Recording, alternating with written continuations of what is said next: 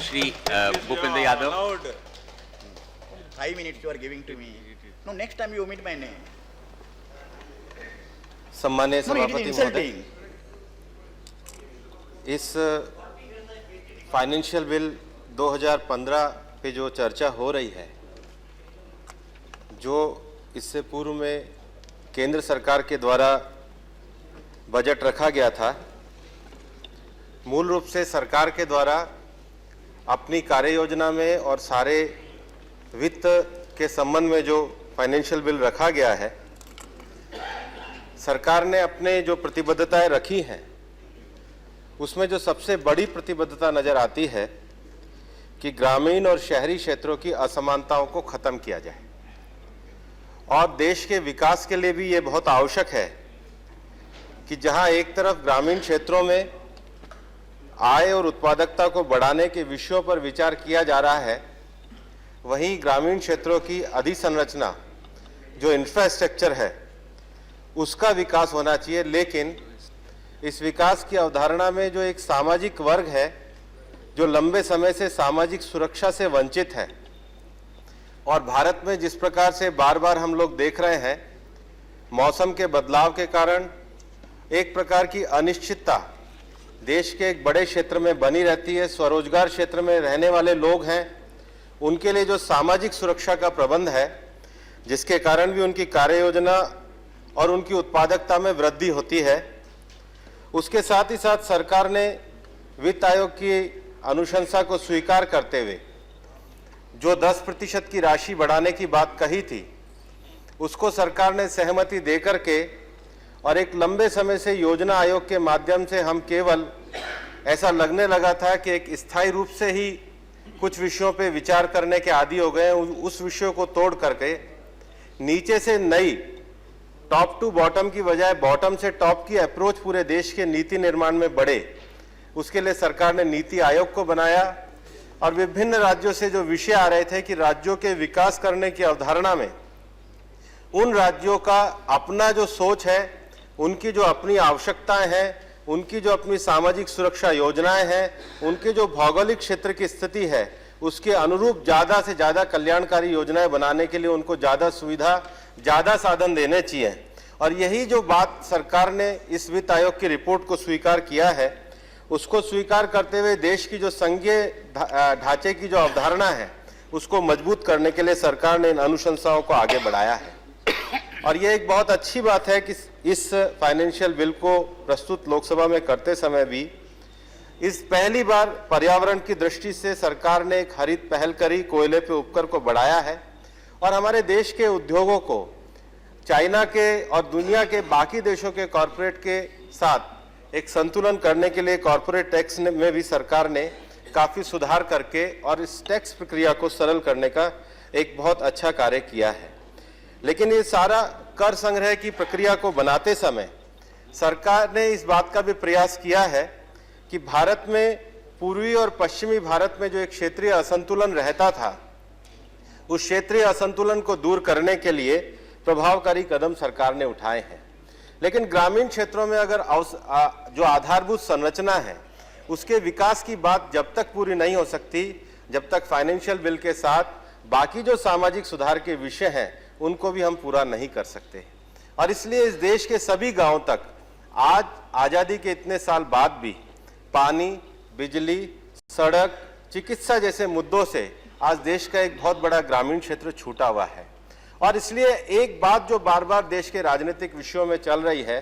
कि क्या ग्रामीण क्षेत्रों का विकास करते समय हमें उन सुविधाओं को पहुंचाने की पहल करनी चाहिए या उन सुविधाओं के लिए पहले 80% की पंचायत की अनिवार्यता करनी चाहिए। ये उसी प्रकार से है जैसे कोई व्यक्ति अगर बीमार हो तो उसको पूछा जाए कि दवाई दें या पहले 80% लोगों से पूछ करके हम कार्य करें।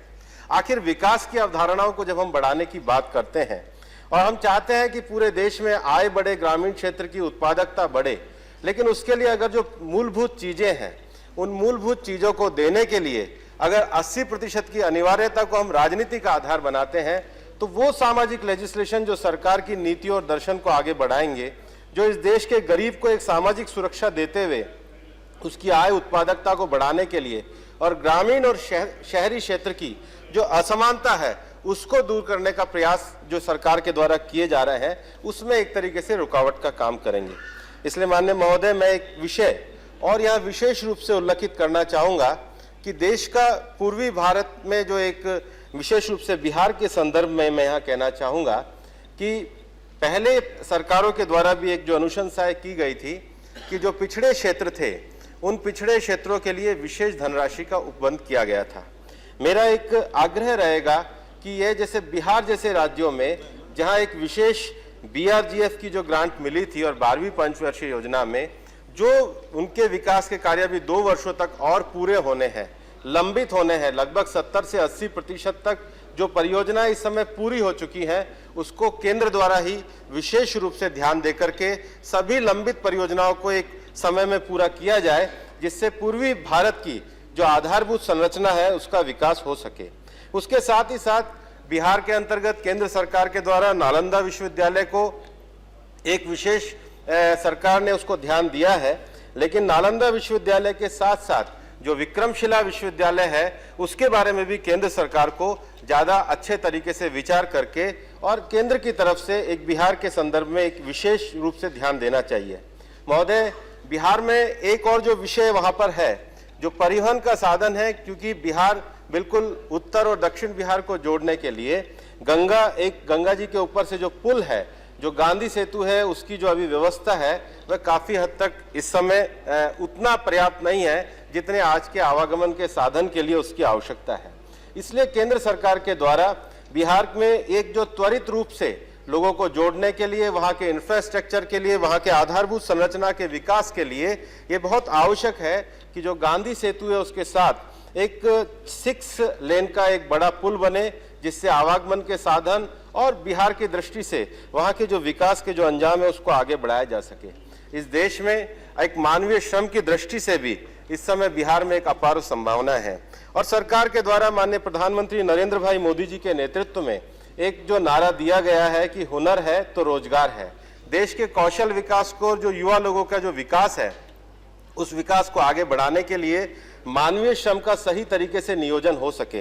पूरे देश भर में मानवीय श्रम के नियोजन के लिए सरकार के द्वारा स्किल डेवलपमेंट का एक अभूतपूर्व कार्य किया गया है और शिक्षा के विकास के साथ साथ अगर ये जो स्किल डेवलपमेंट का कार्य है इसका अगर सही तरीके से हम नियोजन करेंगे तो देश की जो युवा शक्ति है, जिसको इस समय रोजगार की आवश्यकता है, ग्रामीण क्षेत्रों में जो रोजगार की आवश्यकता है, मुझे लगता है कि सरकार के द्वारा स्किल के लिए जो सेंटर बनाए जाए, अगर एक केंद्र सरकार के द्वारा सेंटर की घोषणा अगर बिहार में भी की जाएगी तो बिहार एक स्किल डेवलपमेंट का एक बड़ा सेंटर बन सकता है और देश के विकास में, GDP के विकास में अपनी एक बहुत महत्वपूर्ण भूमिका निभा सकता है। हम ये सब जानते हैं कि ग्रामीण क्षेत्रों में आज के समय में जो सबसे बड़ी समस्या है वो कृषि की जो जोत है वो छोटी होती जा रही है और कृषि की जोत जितनी छोटी होती जा रही है उसके कारण केवल कृषि के आधार पे और कृषि की उत्पादकता के आधार पर अगर विकास की धारणा हम खड़ी करेंगे तो वो उतना पर्याप्त नहीं होगा। इसलिए कृषि जोत का बंटवारा होने के कारण जो ग्रामीण क्षेत्रों में, मैं पुनः कहना चाहूँगा कि सही समय पे बिजली, पानी, सड़क जैसी आधारभूत संरचना का विस्तार करके हम ग्रामीण क्षेत्र में ज़्यादा से ज़्यादा कृषि आधारित उत्पादकता के आधार पे उद्योगों का विकास करें और ग्रामीण क्षेत्र के लोगों को जो सेवा क्षेत्र में जो नए नए जो रोजगार की संभावनाएं खड़ी हो रही हैं उनके साथ अगर जोड़ा जाएगा तो हम ज़्यादा अच्छे तरीके से देश की अर्थव्यवस्था को मजबूत कर सकेंगे। और इसलिए सरकार के द्वारा जो एक बहुत महत्वपूर्ण पहल की गई है, मैं पुनः उसको दोहराना चाहूँगा। विशेष रूप से सामाजिक सुरक्षा के क्षेत्र में, चाहे कोई व्यक्ति जो छोटे स्तर पर काम कर रहा हो उसके दुर्घटना की बीमा हो, जो व्यक्ति एक स्वरोजगार क्षेत्र में जो कार्य कर रहा है उसके साथ किसी भी प्रकार के उसके परिवार के ऊपर उसका एक निर्भरता का विषय हो और इस क्षेत्र में जो लोग लगातार जो स्वरोजगार क्षेत्र में रह रहे हैं उनको भविष्य में एक पेंशन की योजना हो, उसको करने के लिए सरकार ने बहुत सराहनीय प्रयास किए हैं। उसके साथ ही साथ जो सरकार के द्वारा एक बहुत विशेष विषय लिया गया है कि देश में जो 6 करोड़ लोग हैं जो स्वरोजगार क्षेत्र में हैं, जो बहुत छोटा काम कर रहे हैं, उसके लिए सरकार ने मुद्रा बैंक जैसी योजना बनाई है। ये एक ऐसी अभिनव योजना है कि अगर सारी योजनाओं को एक तार में पिरोया जाए कि ग्रामीण संरचना का विकास हो, ग्रामीण संरचना के विकास के साथ मानव कौशल है, उसके लिए ज्यादा अच्छा स्किल डेवलपमेंट हो, और वो स्किल डेवलपमेंट के साथ साथ उनकी सामाजिक सुरक्षा का प्रबंध हो। अगर ये जो सरकार ने विकास की जो अवधारणा बनाई है, उसके लिए माननीय वित्त मंत्री जी बधाई के पात्र हैं, और मुझे लगता है कि आने वाले समय में सरकार के द्वारा इन सब योजनाओं को पूरा किया जाएगा। और मैंने जो निवेदन किया था कि पश्चिमी भारत और पूर्वी भारत में विशेष रूप से बिहार जैसे प्रांत में सरकार के द्वारा केंद्रीय स्तर पर अधूरे लंबित जो प्रोजेक्ट पूरे होने वाले हैं उनको जल्दी पूरा करके, और जो गंगा सेतु का जो आवागमन का विषय है, विक्रमशिला का विषय है और स्किल डेवलपमेंट सेंटर है, उसके लिए केंद्र सरकार द्वारा अभिनव कदम उठाए जाएंगे। बहुत बहुत धन्यवाद। Thank you.